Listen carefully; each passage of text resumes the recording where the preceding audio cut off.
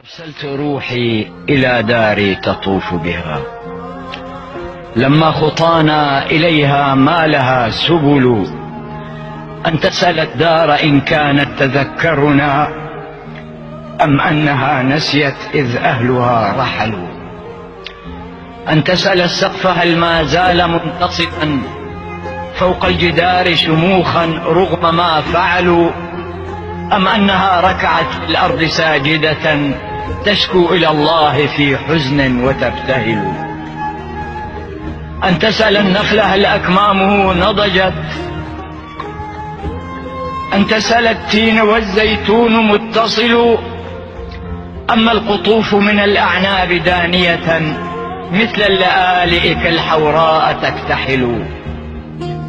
أم شجرة التوت والأغصان فارعة ناءت بحمل وقد طابت به الأكل.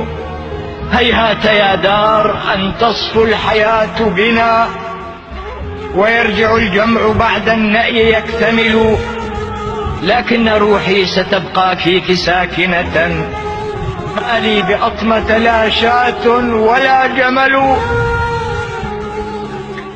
إن مت يا دار أو طال الزمان بنا فالصبر يا دار لا يضعف لنا أمل.